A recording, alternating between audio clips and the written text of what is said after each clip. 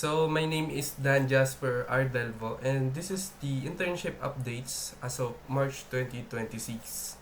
So this is my progress report. The company I'm doing internship is called Chance Global and my position is a full stack web developer intern. The total hours I have rendered is 208 hours out of 500 hours. And my MOA status is it's approved and currently waiting uh, napirmahan ng company yung MOA. And approved na siya galing main. So, papapirmahan na lang and ipapanotary. So, my accomplishments are one of my key accomplishments is the Probo Spider system. So, ginagawa nito is I develop a custom Laravel-based web crawler to automatically sync product catalogs and images from client's website directly into their production environment. So, ang ginagawa nito is kinukuha niya yung product data, lahat ng products which is 509. So, nag-update pa to. So, nadadagdagan pa. And sinisync to sa database ng production. So, yung ginawang system is nasa production na siya. So, my next accomplishments, this is just some tickets. So, binibigyan na kami ng tickets na ginagawa, some development and some bug fixes and improvements. So, pinaka-highlight dito is yung secure API architecture. So, gumawa ko ng API endpoints para sa database ng system. So, ginagawa nito, nilalabas niya lahat ng data ng system. So, ginawa ko siya secure by providing the external clients ng API tokens. So, yung may mga tokens lang yung makaka-access ng endpoint na to. And ginawan ko rin siya ng documentation. So, kumpleto na siya. And the next one is the Smart CSV importer. So, meron ditong import button na minamap niya minamap ng system kung ano yung mga nilagay nung admin dun sa CSV or Excel na yun and pinapasok siya sa database. So, itong dalawang to is nasa production na and yung iba dito is small bug fixes lang and itong running task is gagawin ko pa siya in Monday.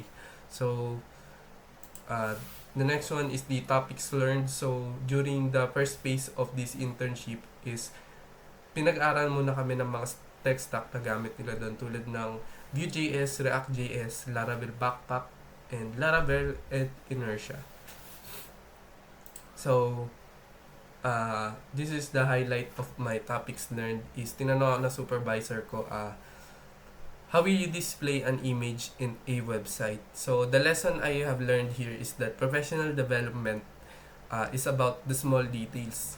I used to think na pag-display ng image is ilalagay mo lang siya sa simple HTML tag na IMG. So, mali pala yun. Yung tama pala is engineer every asset for its full life cycle, focusing on caching, lazy loading, and SEO to ensure professional, fast, and optimized user experience. So, to summarize it, ayun, tulad niyan sinabi ko, hindi lang siya basta-basta pag-display ng image. Kailangan mo aralin paano mo siya mapapabilis at ma-optimize. So, hindi lang tayo puro dito internship. So, ito yung mga ibang side projects na nagawa ko during this internship. Pag uwi ko galing internship, o kaya naman pag Sabado-Linggo. So, the first one is the ODR MSV2, which is yung i-implement namin sa PNP, NCR. So, hindi lang pala siya sa NCR, kundi magiging scalable siya throughout the whole Philippines. So, the next one is the trading agent. So, AI-driven trading platform. So, this is just for my personal use and hindi pa tapos yung project na to. Then, the next one is the infrastructure self-hosted server. So, gumawa ko ng sarili kong server gamit yung luma kong laptop. And, ayun, na-access na siya in the web browser. So, hindi lang siya local host. Dito ko in-host yung mga AI agents ko tsaka mga side projects na website. So, the next one is the assistance as a service which is a OpenClaw instance. Gagawin ko siyang service sa mga ibang tao. Gagawa ko sila ng OpenClaw instance. So, the problems I have encountered during this internship is sa office wala naman, everything is going smoothly. The problems I only encountered is the travel to the office. Since medyo malayo ang Ortigas sa Taguig, ang pinakaunang problema dito is traffic jam.